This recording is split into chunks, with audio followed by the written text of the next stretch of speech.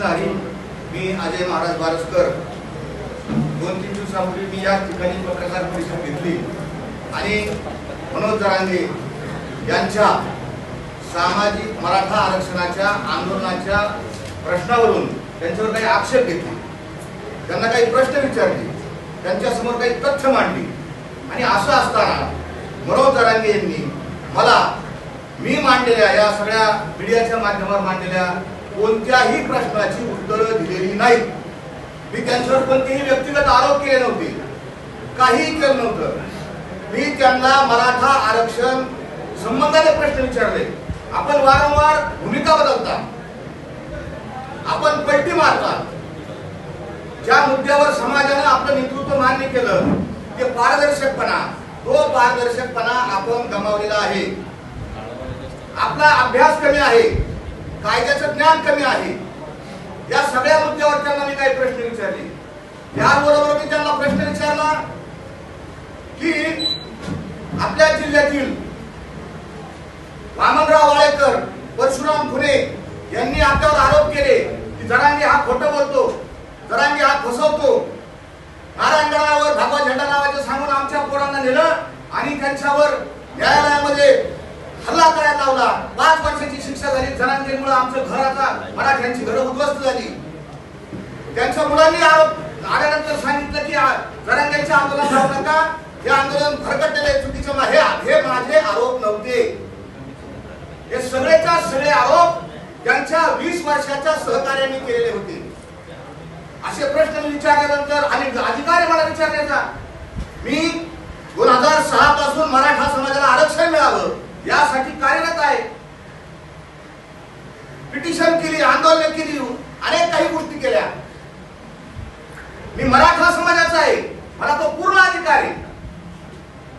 जगद्गुरु तुकोबारायांचा अपमान केला, त्यांनी माफी मागितली. ती माफी सुद्धा त्यांची अहंकार मिश्रित होती. त्यांच्या स्वभावावर मी बोट ठेवलं. तुमचा स्वभाव अहंकारी आहे. तुमचं मीपणा, माझपणा, श्रेयवाद या सगळ्या त्यांच्या गोष्टीवर मी त्यांच्या अवगुणावर बोट ठेवलं. दुसऱ्या दिवशी आपण पत्रकार बांधवांनी त्यांना विचारलं की ते बारसकर महाराज आहेत आणि त्यांनी असे तुमच्यावर आरोप केले, असं त्यांनी पत्रकार परिषद घेऊन भूमिका मांडली. काय उत्तर दिले त्यांनी? मी त्यांना आपल्या समोर साक्षीला विचारतो. मी त्यांना प्रश्न विचारले, सामाजिक त्या मराठा आरक्षणाच्या विषयी प्रश्न विचारले. उत्तर काय दिलं त्यांनी? तो काय महाराज आहे का? बांधव नारायण महाराज झालाय, तो त्याच्यावर बलात्काराचे आरोप आहेत, त्याला विनयभंग केलाय. 8 वर्षापूर्वी त्यानं बलात्कार केला, 7 वर्षापूर्वी त्याला विनयभंग केला. कुठलाच आधार नाही. एक म्हणजे मला कल्पनाच नाही की अशा पद्धतीनं जरांगे खालच्या पातळीला जाऊ शकतात. याचं कारण मी जे प्रश्न विचारले त्या प्रश्नांची उत्तरं जरांगेकडे नाही, कारण त्यांचा रस्ता चुकलेला आहे. पुन्हा त्यांनी माझ्यावर आरोप केला की जरांगे यांनी, बारसकर महाराजांनी 300 कोटी रुपयाची संपत्ती माया जमा केली आहे. एवढ्या मोठ्या उंचीवरच्या आंदोलनाच्या नेतृत्वानं पुराव्याशिवाय, तथ्याशिवाय आरोप करावे इतके मोठे आपल्याला पटायला पाहिजे, समाजाला पटायला पाहिजे. पुन्हा त्यांनी दुसरा आरोप माझ्यावर केला की तुम्ही सरकारकडून 40 लाख रुपये घेतले. माझा सगळ्या तमाम मराठा बांधवांना आज मला 5-2 दिवस खूप ट्रोल केले त्यांनी. एखाद्या सज्जन माणसावर, मी असं मी स्वतःला असं म्हणू शकत नाही मी सज्जन आहे, चांगला आहे, पण एखाद्या माणसावर त्याच्यावर पूर्वी एकही आरोप झालेला नाही. माझ्यावर एक आरोप नाही, सुंदर 2 आरोप नाही, माझ्यावर 2च आता केसेस चालू आहेत. एक शेतकऱ्यांच्या पाण्याची केस चालू आहे आणि दुसरी एका गरीब शेतकऱ्याच्या मुलाला लाईटचा करंट बसला होता आणि त्याचा दावा मी अहमदनगरच्या एमएससीच्या ऑफिसमध्ये घातला. असे 2 गुन्हे माझ्यावर काय चालू होता, पूर्ण गुन्हे चालू होता. ह्या माणसाने बलात्कार, विनयभंग, 300 कोटीची संपत्ती, आणि पुन्हा 40 लाख रुपये मी सादर करून घेतले. माझं जाहीर सवाल आहे समाजाला की ज्या माणसाकडे 300 कोटी रुपये आहेत तो माणूस 40 लाख रुपये घेऊन सरकार करून, माझी किंमत जर 300 कोटी रुपये आहे, मी सरकारकडून 40 लाख रुपये घेईन. ह्या माणसाला याला समजायलाच काही. भाषा पाहिली का आपण? भाषा मराठा समाज, माझा मराठाची बोल कौतुके बरी अमृता हिने पाहिजे जिंके 80 अक्षरे रसिके मिळवीन. जो माणूस उच्च नेतृत्वाच्या पदावर असतो त्यांनी कशी भाषा केली पाहिजे, काय बोललं पाहिजे, काय वागलं पाहिजे, काय बोललं आपण ऐकलं सगळं. आपण कसं, मला प्रश्न विचारला, मला पडला प्रश्न, अजून काय आरोप केला त्यांनी? माझ्यावर तर केलेच आरोप, पण तुमच्यावर सुद्धा आरोप केले. लोकशाहीमध्ये प्रसार माध्यम, वृत्तवाहिन्या, पेपर हा चौथा आधारस्तंभ मानलेला आहे. तुमच्या समोर तुमच्यावर जरांगेंनी आरोप केलाय की मला 19 वर्ष झाले, मला मीडिया मिळाला नाही. आणि ह्या महाराजाला कसं काय मिळाला मीडिया? कोणी पत्रकारांना पैसे दिले? तुमच्यावर आरोप. जे माझे पत्रकार बांधव त्या अंतरावरी सराटीला तिथं काय हॉटेल नाही, अन्न नाही, पाणी नाही, राहायला जागा नाही, आपले लेकरं बाळ इकडे तिकडे सोडून रात्रंदिवस तिथं कधी पण हजर येतलं. आम्ही असं विचारतो तुला कसा मीडिया मिळाला? अरे तुला मीडिया मिळालाय, तुझ्या पाठीमागा जो समाज आहे मराठा समाज, त्या मराठा समाजामुळे मीडिया तिथं आलेला आहे. त्या मराठा समाजाचे दुःख, वेदना जी तुझ्या रूपातून प्रगट होती ते मांडण्याकरता मीडिया तिथं उभा आहे. हा माणूस बेछूट झालेला आहे, बेताल झालेला आहे. आणि म्हणून मी कळकळीचं आवाहन केलं. त्याने पुन्हा माझ्यावर आक्षेप केला, आरोप केला की याचा आमचा काही संबंध नाही. त्या बारसकर महाराजाचा, बारसकर म्हणत नाही, त्याची संस्कृती नाही त्याची, याचा आमचा संबंध नाही. बांधवांनो, मी त्या दिवशी गेलो तिथं, मी फक्त त्याला म्हणलं पाणी पे. मी तुकाराम महाराजांच्या भंडारा डोंगरावरून आलो. भंडारा डोंगरावर जो जगद्गुरु तुकोबारायांच्या परस्परानं पणी झालेला डोंगर आहे, त्या डोंगरावर माझं संस्था, माझ्या इथला सातबारा 17 गुंठे सातबारा माझ्या नावावर आहे. भंडारा डोंगराच्या सातबाऱ्यावर माझं नाव आहे. अनेक लोकांनी आक्षेप घेतला यांचा आमचा काही संबंध नाही. ज्या उतार्यावर जगद्गुरु तुकोबारायांचं नाव आहे त्याच उतार्यावर माझं नाव आहे. मी आपल्या समोर आत्मविश्वासाने, इतक्या कॉन्फिडन्सने इतकं कसं खोटं बोलणार?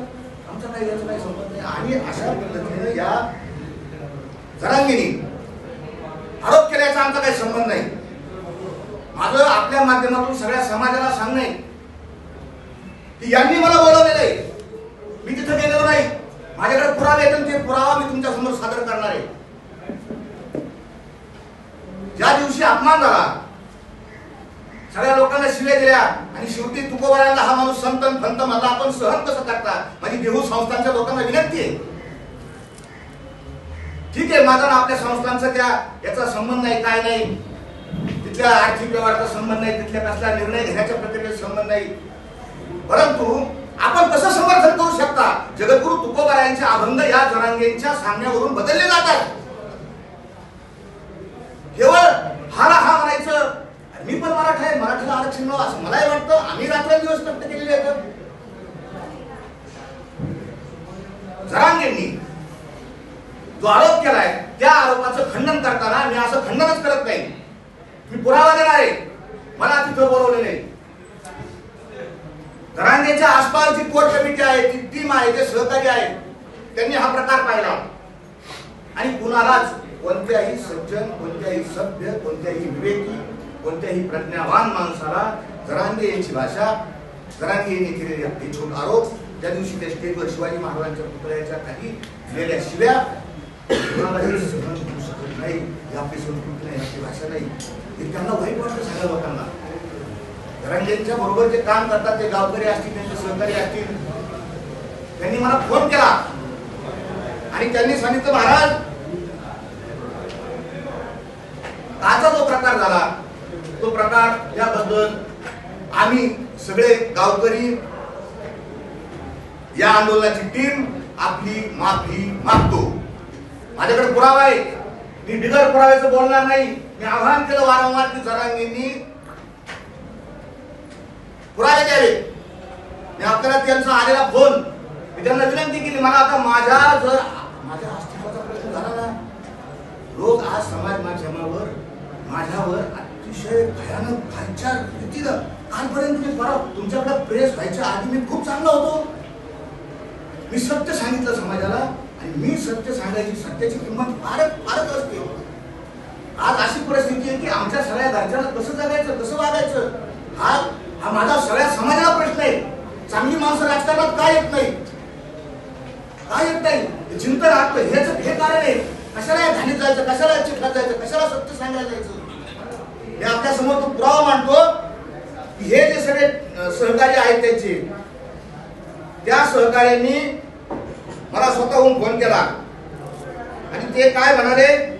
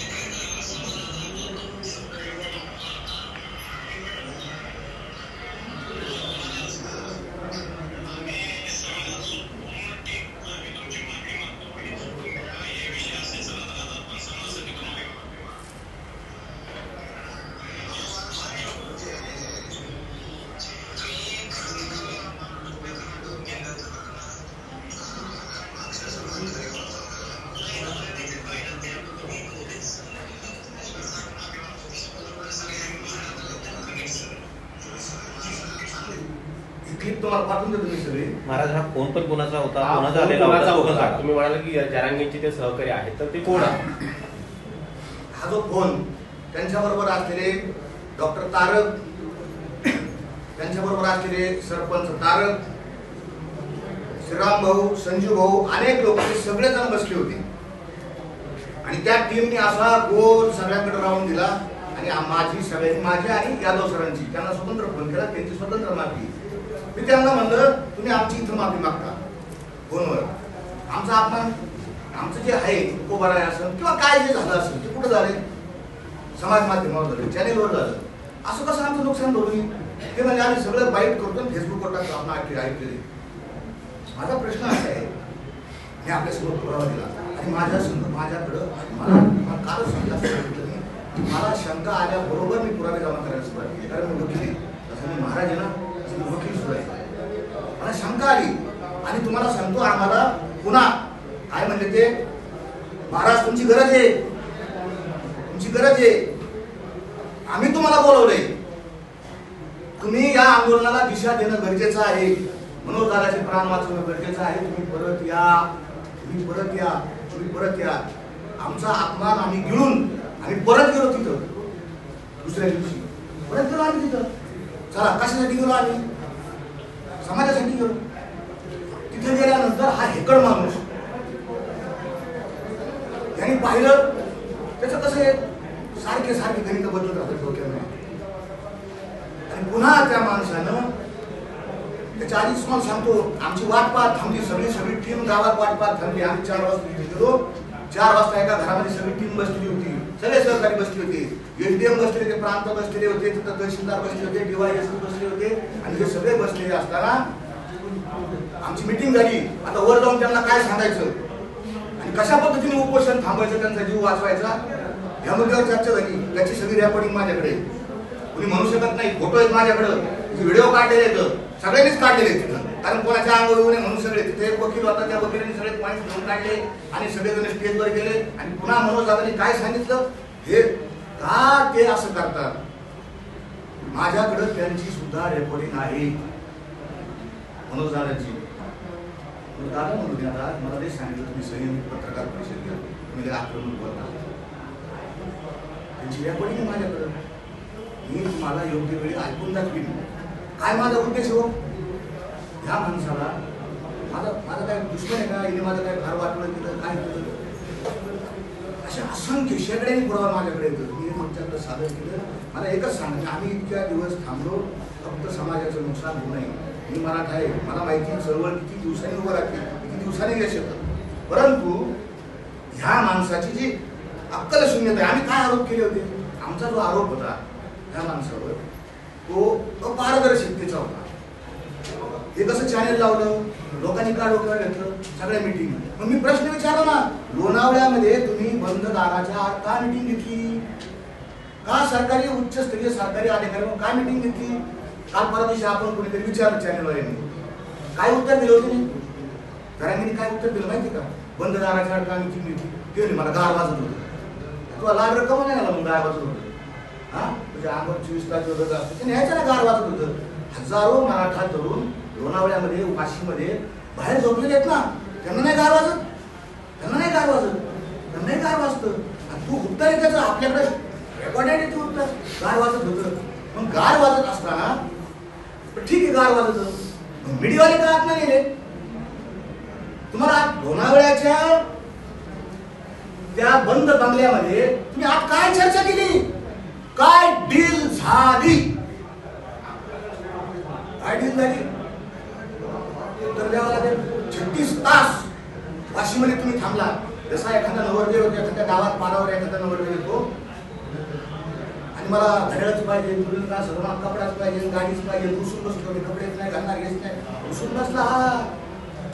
मला 36 तास वाशी बघा, 36 तास कशासाठी, काय काय डील चालू होती. मी काय का आता मला सगळ्या मराठा बांधून मला किती शिवाय, मी तुम्हाला एक शब्द बोलणार नाही. माझ्या कारण भोळे येतं माझे लोक मराठी, फार भावनिक येतं. भावनेचा टेम्पोवर करून त्यांना भडकायचा आणि बुद्धीचा. माझ्या आजपर्यंत मला खूप ट्रोलिंग झालं, पण एका सिंगल लाईन मला उत्तर नाही दिलं. महाराज तुमचं हे चुकलं बरं का, निराश पुरावा समोर सादर केला, एक लाईन चुकली. माझ्या सगळ्या मराठा बांधवांना ही विनंती आहे की 14 तारखेची जी कोट्यवधी लोकांची सभा बसली होती, त्या सभेमध्ये जरांगे पाटलांनी 6 मागण्या केल्या. 6 कोटी लोक आले, काय जे असतील काय तुम्ही आपले काही विचारपर्यंत कोटी सांगितलं, काही तुम्ही सांगितले. इतके लोक होते, इतक्या समाजाला तुम्ही आश्वासन दिलं. त्या सभेमध्ये मराठा समाजाच्या तुम्ही मागण्या जाहीर केल्या. काय मागणी होती 14 तारखेच्या सभेमध्ये, तुम्हीच ऐका, तुम्ही सांगा.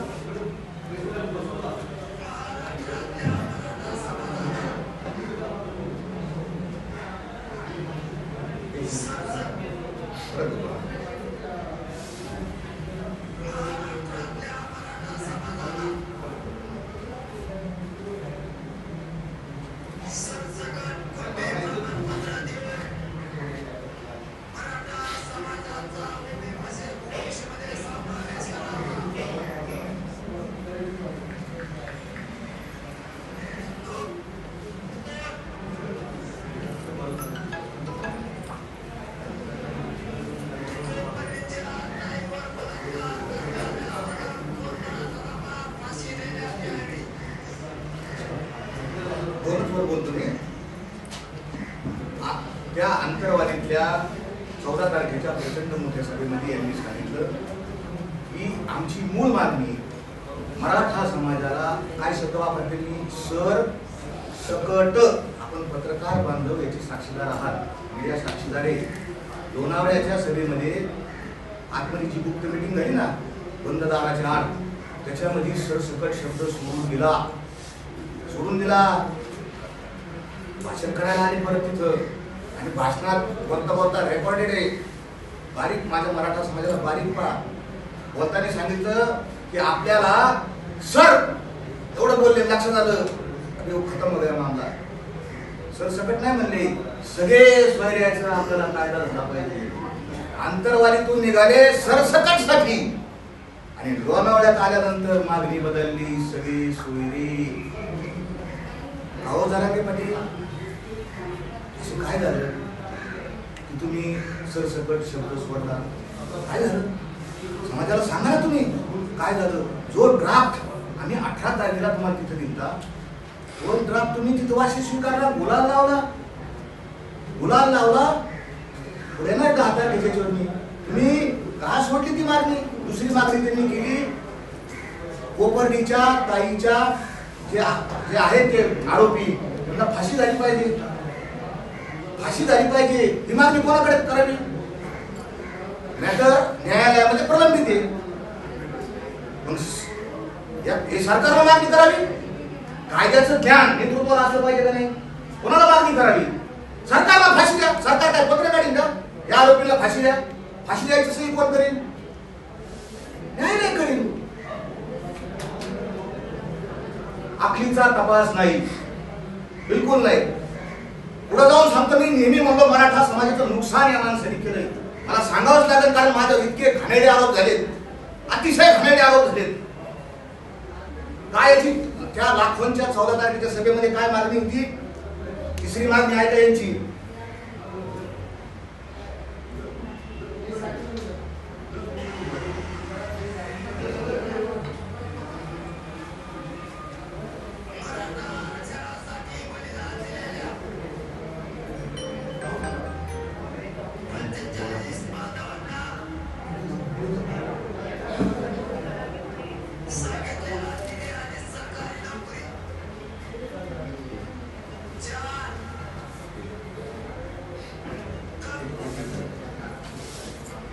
अंतरावलीच्या सभेमध्ये काय म्हटले? जे 45 बांधव यांनी मराठा आरक्षणासाठी आत्महत्या केली त्यांना निधी मिळाला, निधी सरकारने दिला. आणि सरकारी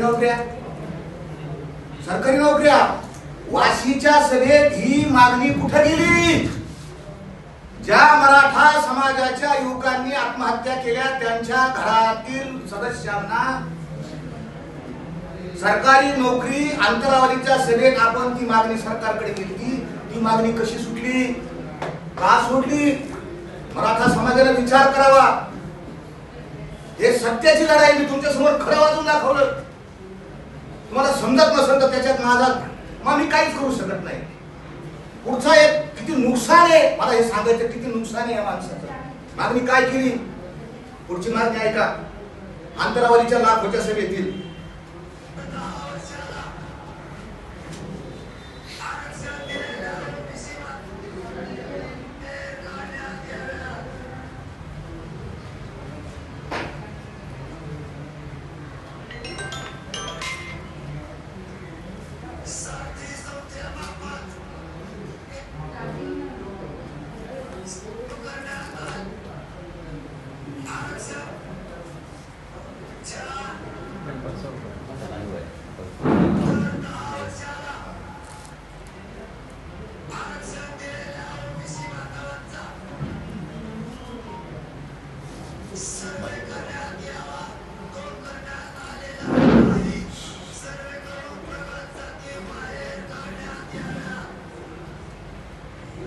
काय म्हणते साहेब, आमचे दर 10 वर्षांनी राज्य मागासवर्ग आयोगातील एक कलम आहे, 5 नंबरचं कलम असेल, कलम नंबर माझ्या पुन्हा होईल, त्यात असं सांगितलंय की दर 10 वर्षांनी सर्वे करावा.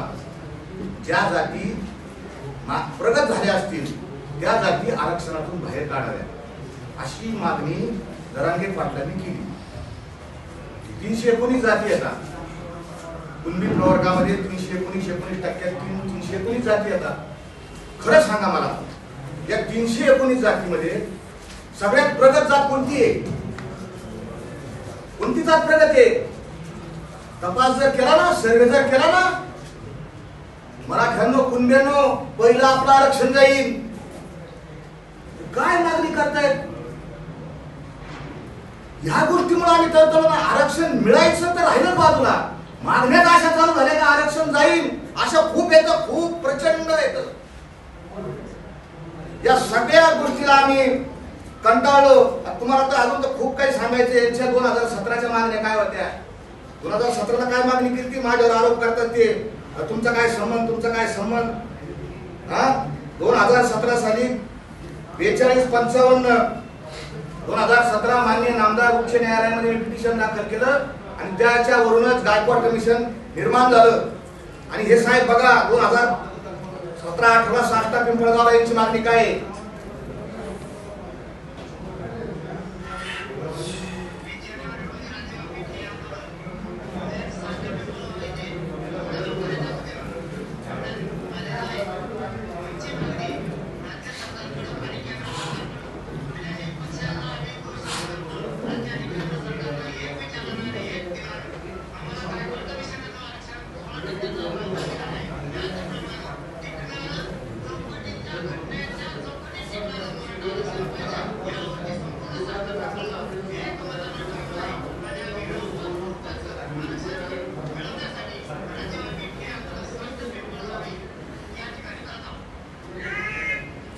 मराठा लाख मराठा. आमच्या मराठा समाजाच्या बांधवांना विनंती की आता साष्टा पिंपळगावचं हे त्यांचं आंदोलन, त्याच्यात कुणबी शब्द ऐकला का आपण. गायकवाड कमिशननी जे आरक्षण दिलं ते आरक्षण आम्हाला द्या. म्हणजे काय, ओबीसी पेक्षा वेगळं आरक्षण आम्हाला द्या. ही मागणी कोणाची आहे, हे आवाज कोणाचा आहे, ही व्हिडिओ आपल्याला पाठवून दे तुम्ही सगळ्यांना, ते दाखवा लोकांना आमच्या की हा माणूस सत्य मानतोय. आणि मला मारायसाठी खाली लोक बसलेले आहेत. काल माझ्यावर हल्ला झाला, मी पोलीस बांधव होते, मी मुंबई पोलिसाचे आभार मानतो. ते जर नसते तर मी जीव माझा गेला असं तिथं. नाही, हा हल्ला थेट कुणी केला, म्हणजे जरांगेंच्या सांगण्यावरून हा हल्ला झालाय का? थेट अहो जरांगे कसं आहे, या आंदोलनामध्ये जरांगेपासून आंदोलन सुरू होतं. जरांगे नेता जरांगेपासून सुरू होतं, जरांगेपर्यंत संपत. तोच एकमेव होलसेल माणूस आहे. दुसरा तिसरा तुम्ही पण प्रवक्ता पाहिला का? जरांगे पाटलांच्या वतीने कुणी प्रवक्ता पाहिला का? कधी एखादा वकील पाहिला का? कधी एखादा अभ्यासक पाहिला का? जरांगे पाटलांनी कोणाचं नाव घेतलेलं पाहिलं का? नका घ्यायला नाव. कोणी पाहिलं का? कोणी टीम वर्कनी शिवाजी महाराजांचं जे प्रशासन होतं, टीम वर्क होतं. 8 मंत्री होते, त्याच्या खाली सरदार होते, मावळे होते, किल्लेदार होते, गडकरी होते, फडणीस होते. ते फडणीस म्हणजे वाकणीस होते, कारखानीस होते. सगळे नाव तुम्हाला हातभर सांगल. इतकी सगळी प्रशासन होतं. शिवाजी महाराजांचं ध्येय ठरलेलं होतं. काय ध्येय शिवाजी महाराजांचं? तत्वज्ञान ठरलेलं होतं. सर्वांस पोटाशी लावावे, शिवाजी महाराजांचं तत्वज्ञान आहे. टीमवर्क आहे, म्हणून जगामध्ये एवढा मोठा राजा निर्माण झाला. आमच्या साहेबाचं कोण आहे? टीमवर्कचा पत्त्याच नाही. तत्वज्ञान दिवसाला बदलत आहे. आज हे तर उद्या ते तर परवा ते तर तरवा ते. महाराज मला हे सांगायचं की हा कितीतरी आरोप, म्हणून माझी मागणी आता की माझी मागणी, मी बलात्कार केला, जरांगीने आरोप केला, मी विनयभंग केला, आणि त्या महिला आरोप केला. तू मी तुला प्रश्न विचारले आरक्षणाचे, मी तुला प्रश्न कशाचे विचारले? आपण विचारा त्याच्या व्यक्तिगत विचारले का? की बुवा मागच्या 17 दिवसाचं आंदोलन चालू होतं, तू रात्री कोणाच्या घरात जाऊन दूध भात खात होता, दूध भाकरी खात होता? माझ्याकडे रेकॉर्ड नाही का? माझ्याकडे पुरावे नाही? कोणत्या मायमावलीतून तू कमरापर्यंत पाय दाबून घेतले? मलाही बोलता येतं, माझ्याकडे व्हिडिओ येतं, माझ्याकडे रेकॉर्डिंग येतात.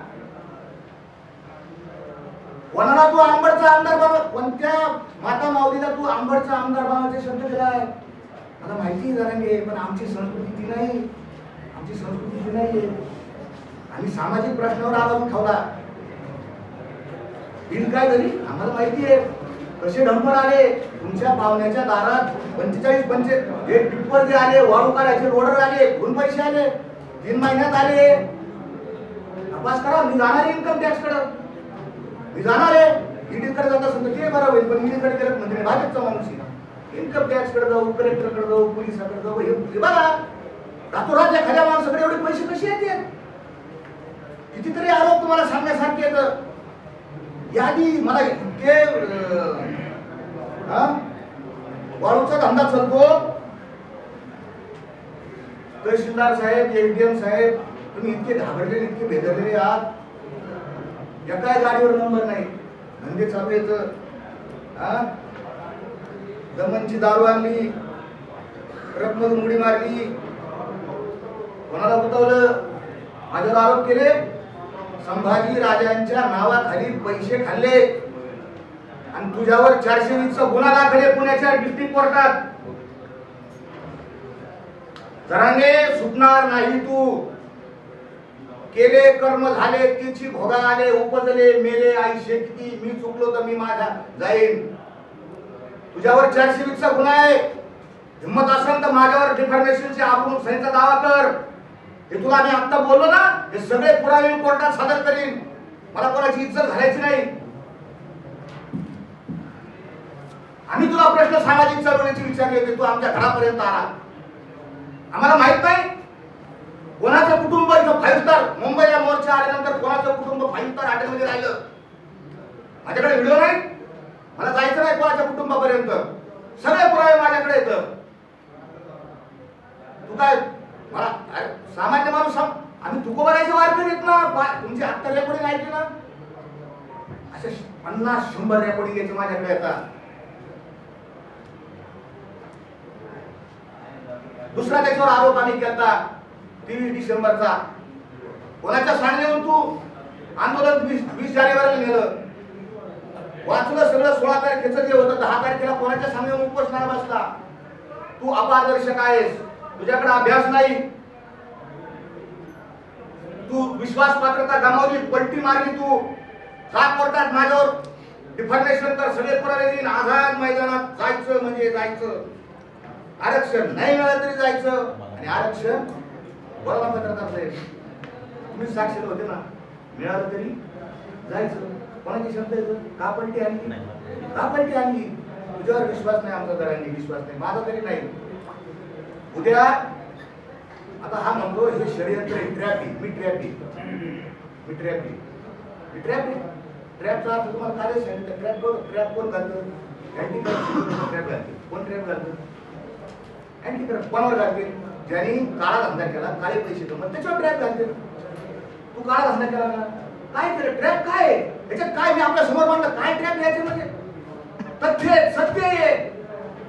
अजून लोक आले तुला सांगण्याकरता, अजून लोक आले. तू म्हणतोय आज षडयंत्र रचलं जात आहे, षडयंत्र. जरांगे असं महाराष्ट्र महाराज, तुम्ही जरांगेवरती जे थेट आरोप करताय ते भ्रष्टाचाराचे आरोप आहेत का आणि पुराव्यानिशी ते मांडता आहात का? कारण तुम्ही मागच्या पत्रकार परिषदेमध्ये या गोष्टींचा उल्लेख केला नव्हता. आता तुम्ही जरांगेवरती अनेक गोष्टींचे आरोप करताय, त्या संदर्भातले काय पुरावे? मागच्या पत्रकार परिषदेत मी त्यांच्यावर कुठलाही आर्थिक आरोप केला नव्हता. मी सरळ 2-3 चॅनलला म्हटलं होतं की मला माहित नाही, मला ते काही सांगायचं नाही, काय नाही.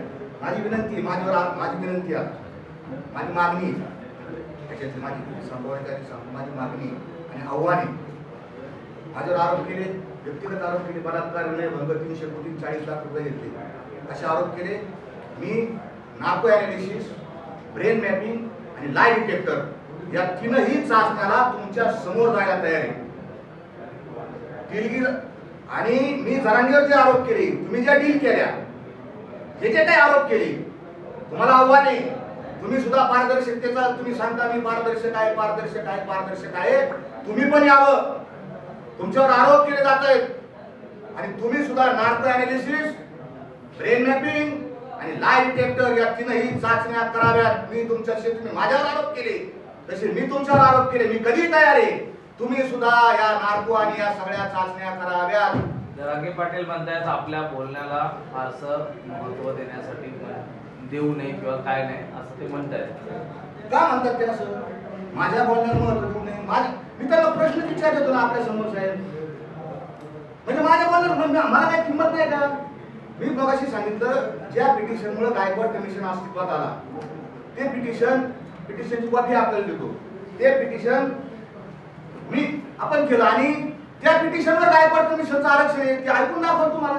माझ्या बोलण्याची किंमत आमच्या नंतर आले, तुम्ही आमच्या नंतर आलेले किंमत नका देऊ. म्हणजे तशी तुम्ही आमच्यावर काय आरोप करा, तुम्ही असं मी जर तुम्हाला म्हणून तुमच्यावर काय आरोप केले ते पण ठीक आहे. गल्लीतल्या भांडणात आरोप केले ठीक आहे. राज्याने देशाने पाहिलंय माझ्यावर किती गंभीर आरोप केलेले आहेत आणि त्यांनी माझ्यावर 40 मिनिटं खर्च केले साहेब. हो साहेब, त्यांनी माझ्यावर किती मिनिटं खर्च केले? 40 मिनिटं का? एखादा म्हणाला पाहिजे, पहिलेच वाक्य म्हणाला पाहिजे, कोण आहे ते मला नाही माहिती. खतम करा. किती खर्च केले, किती बोलला तो, त्याची तळमळ, त्याचं ताताळ, त्याचा फाळफाळ पाहिलं नाही का? उद्या बॉम्ब लागणार आहे, बॉम्ब इथं 11 वाजता या, बॉम्ब फुटणार इथं. नेमकं काय करणार उद्या 11 वाजता? महाराज उद्या 11 वाजता महाराज उद्या 11 वाजता नेमकं काय करणार आहात? बॉम्ब फ्रूट होणार आहे म्हणजे नेमकं काय होणार? हा? नेमकं काय होणार? इथं आता तो जो म्हणतो ना षडयंत्र केलं जातं, षडयंत्र केलं, त्याच्या हिशोबाने ते षडयंत्र आहे. आणि उद्या इथं सत्य बाहेर पडणार आहे. जरांगे कसा आहे, जरांगे जे काय आहे ना, जे काय आहे त्याचा बुरखा, त्याचा चेहरा, हा समाज, ज्या समाजाने तुला देव केलं, तो समाज एक दिवस अशी परिस्थिती येईल, तुझे सगळे काळे धंदे उघड झाले ना, हा समाज तुला दगड मारेल. ही वस्तुस्थिती आहे. उद्या दिसेल तुम्हाला काय आहे काय नाही. उद्या 11 वाजता पत्रकार परिषद घेताय? पत्रकार परिषद होणार आहे, पण ते घेणारे लोक वेगळे आहेत आणि ते जरांगीविषयी सत्यता मांडणार आहेत. तुम्ही आज जे आरोप केले, तुमच्यावर तुम्ही ज्या पद्धतीनं हल्ला झाला, काल 5 लोकांना ताब्यात घेण्यात आलं. सगळेच्या सगळे लोक हे नवी मुंबईचे आहेत, त्यांचा एका राजकीय पक्षाशी सुद्धा संबंध आहे. आपल्याला काही कल्पना आहे का, या माणसांना तुम्ही ओळखता का, त्या माणसांचा कुठल्या पक्षाशी संबंध आहे? मी भूमिका अशी मांडली होती की या आंदोलनाचा फायदा नेमका कोणाला झाला. लॉजिक मांडलं होतं की तर्क मांडला तर कुणाला झाला फायदा? तो मराठा समाज नाराज आहे आणि तो विशेष करून सरकारवर नाराज आहे. येणाऱ्या निवडणुकीमध्ये हे मतं कुठं जातील, हे कुठं कोणाला फायदा होईल? आणि साहजिकच ज्यांना फायदा होईल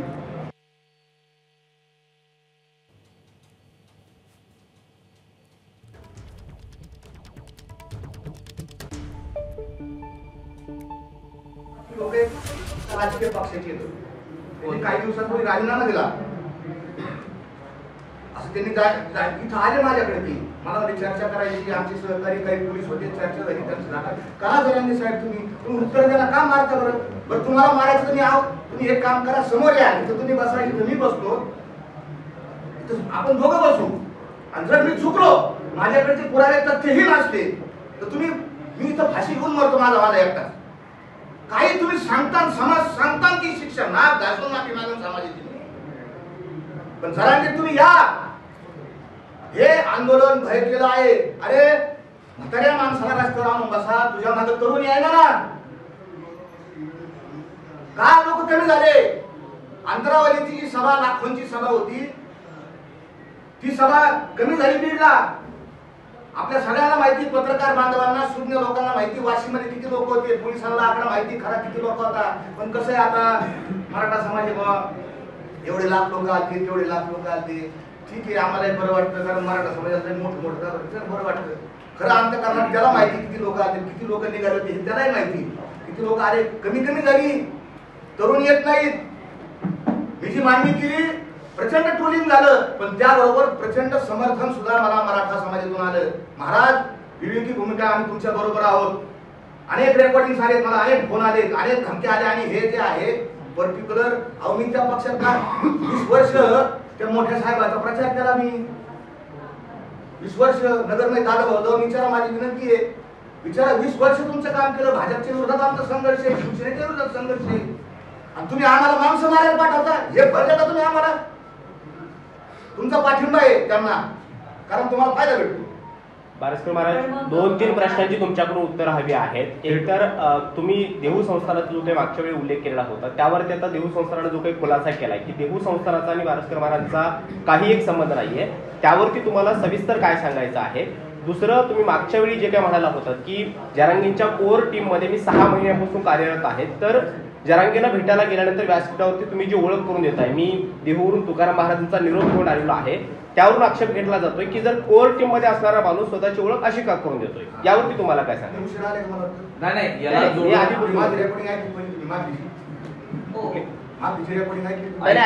त्यावरती तुम्हाला काय सांगायचं? कारण तोच एक व्हिडिओ मागच्या 2-3 दिवसापासून व्हायरल होतो. आपण ज्या राजकीय पक्षाचा उल्लेख करता आहे की त्याला फायदा होण्यासाठी, तर नेमका तो पक्ष कोणता हे देखील आपण स्पष्ट केलं तर बरं होईल. कारण तुम्ही म्हणताय की मला यातलं सगळं माहिती, तर माहिती असेल तर ते माध्यमांजवळ उघड केलं तर काय प्रॉब्लेम? मी त्या पक्षात 20 वर्ष काम केले. हा, 20 वर्ष खूप समर्थन केलं, काम केलं. त्यांची शेतीमध्ये खूप मोठं योगदान आहे. मला ते आदरणीय आहेत. सगळं खरं आहे. मला दुःख याचं वाटतं की तुम्ही त्यांना पाठिंबा द्या, राजकारण हे चालू आहे, त्याच्यात होतच असतं. पण तुम्ही माझ्यासारख्या म्हणजे मी कीर्तनकार आहे. कोणी नाही जरी म्हणलं तरी मी ऑलरेडी आहे की कीर्तनकार. माझे सगळे नेटवर युट्यूबवर गावागावात कीर्तन आहे. तर आजही माझ्या सावडी गावानं आमच्या तिथं सगळे आमचे चॅनल बोलून पत्रकार परिषद घेतली की आमच्या महाराजांवर कोणताही विनयभंग बलात्काराचा गुन्हा झालेला नाही. गेल्या 20 वर्षापासून ते आमच्या गावात कीर्तन करतात आणि याही पुढे ते माझ्या गावाने माझ्यावर प्रेम दाखवलं. पत्रकार परिषद घेतली. देऊ संस्थांचा तुमचा प्रश्न घेतो. भंडारा डोंगर जे आहे ते देहूपासून 6 किलोमीटर अंतरावर आहे. तुकोबाराची जीवनाचा अविभाज्य घटक महत्व आहे. त्या भंडारा डोंगरावर जगद्गुरू तुकोबारायांचं मंदिर आहे आणि त्या मंदिराला खेटून एकदम खेटून मंदिराला खेटून माझी संस्था आहे. 17 गुंठे ज्या उतार्यावर तुकोबारायांचं नाव आहे. माझं भाग्य आहे. मी समजतो की त्याच उतार्यावर तिथं तुकोबारायांनी मला जागा दिली. त्याच उतार्यावर सातबाऱ्याच्या उतार्यावर माझं नाव आहे. माझी संत तुकाराम ज्ञानपीठ भंडारा डोंगर पुणे अशी स्वतंत्र संस्था आहे. विद्यार्थी घडवणे, सांभाळणे हे मी काम करतो, स्वतः काम करतो. ते जगजाहीर आहे. पुस्तकांचा तुकोबारायांच्या संत वचनाचा प्रचार प्रसार करणं. मराठीत 10 पुस्तकं लिहिली आणि इंग्रजीमध्ये एक तुका शेज नावाचं पुस्तक तुकोबारायांच्या क्वालिटीवर पुस्तक लिहिलेलं आहे. आणि हा मला बावटकर म्हणतो, तू 10 पुस्तकं तरी तुझ्या आयुष्यात वाचले का? 10 पुस्तकाचं लेखन मी केलं. मी काय पागल माणूस आहे? मला कळत नाही का आता हे मी बोलल्यानंतर काय होणार आहे, पोलिसांना माहिती काय होणार आहे. पण मी सत्य बोलण्याचा धाडस दाखवतो. त्यांचा देहू संस्थान जे जिथं तुकोबारायांचं मंदिर आहे, शिळा मंदिर आहे किंवा ते जे आहे त्याचा माझा काही संबंध आहे. तिथं फक्त ती तुकोबारायांची जे वंशज आहेत मुळे ते सगळे ट्रस्टी अध्यक्ष होते. बरोबर आहे त्यांचं, त्यांना मी सहमत आहे. पण त्यांना माझी विनंती आहे तुकोबारायांचे अभंग तिथे बदलले गेले, त्याच्यावर पण आपण भाष्य करायला पाहिजे ना. कालहुनी विष केला अमृताचा नाश तुकोबाराय म्हणतात. तुकोबारायांच्या लेखन तुकोबारायांच्या अभंगामध्ये भेसळ झाली. आता तुमच्या लेखन भेसळ झाली. तुम्ही काहीतरी बोलायला पाहिजे. आपण बोलत नाही. आपण बोलावं, माझा संबंध नाही. पण आपण देऊ संस्थांना माझी विनंती आहे की या जरांगे पाटलाच्या समोर ह्याची दान देगा देवा म्हणून हा अभंग बदलण्यात आला, बदलून त्याच्यावर कीर्तन करण्यात आलं. माझा आक्षेप आहे. आपणही उत्तर द्यावं. आपल्याला मान्य आहे काही, आणि मग मान्य असेल तर गाठीमध्ये ते लिहून काढा. याची दान देगा द्यावा, मराठ्याला आरक्षण मिळावा, मराठ्याला आरक्षण मिळावं. मी ह्या मताचा आहे. आम्ही 16-18 वर्ष घातले, पण आम्ही गाठ्यात आणि अभंगात केलं नाही. ते आम्ही आमचं स्वतंत्रपणे मांडलेलं आहे मत. ते गाठ्यात आणि अभंगात बदल करण्याचा कोणालाही अधिकार नाही. कोर टीमचा दुसरा प्रश्न मला, कोर टीम मध्ये तुम्ही 6 महिन्यांपासून जर कार्यरत आहात तर तुमची तुम्हाला जरांगेला ओळख का करून द्यावी लागते? तो एक जो व्हिडिओ व्हायरल होतोय त्यावरती तुम्हाला काय सांगायचं? त्याचं आज सांगतो तुम्हाला. असं मी जरांगेचं असं हे डोकं असेल, मी जरांगेच्या समोर नाही. आपण नीट पाहावं. आणि जरांगे असं पाहत आहेत, मी जरांगेच्या ह्या बाजूला आहे. मी जरांगेच्या सांगितलं त्यांच्या कानात तेव्हा मी बारसकर महाराज, कारण ते माझ्याकडे पाहतच नव्हते. ते झोपलेले होते ते असे. त्यांचं तोंड पुढं होतं. आपण पहा चॅनलवर सगळं त्यांचं तोंड तिकडं होतं. मला त्याला आणि त्यांची ज्यावेळेस ते त्यावेळेस मला सांगावं लागतं त्यांना, डोळे झाकले होते. मग तिने डोळे उघडले आणि मग ते बोलले. तुम्ही ऐकलं असेल त्याच रेकॉर्डिंग मध्ये एक ऐकलं असेल साहेब, ते म्हणजे आलात 15 दिवसातून. एवढं ऐकलं असेल हो साहेब, आलात 15 दिवसातून हे ऐकलं असेल. हो हा, 16 तारखेपर्यंत काही कामच नव्हतं अंतरावली. अध्यादेश मध्ये क्लिअर कट लिहिलं होतं 16 तारीख किंवा 16 तारखेच्या नंतर अध्यादेशाची मसुदा आहे, अधिनियमाचा मसुदा अंमलात येईल. मग मध्ये काय काय अंतरावले आम्हाला काही कामं धंदे आहेत नाही घरची, कीर्तन येतं, प्रवचन येतं. एवढं तर ऐकलं असेल आपण 15 दिवसातून आलात. आपण आता रेकॉर्डिंग मध्ये ऐकलं की महाराज तुमची आम्हाला गरज आहे. तुम्ही या आंदोलनाला आपल्याला दिशा द्यावी लागेल, म्हणून दादाची प्राण वाचावं लागतील. सगळ्या गावकऱ्यांनी माफी मागितली, मला पुरावा दिला आपल्या समोर. त्याच्यापेक्षा काय करू? आणि मी नार्कोचं आवाहन केलेलं आहे जरांगे पाटलांना, मी पण तयार आहे. पण जरांगेंचं आव्हान हे पेड होतं, आंदोलन जे होतं जरांगेंचं हे पेड होतं. त्यांच्या मागे कुठली नेमकी राजकीय शक्ती होती याबाबत अद्याप स्पष्टता नाहीये. ते आपण म्हटलात.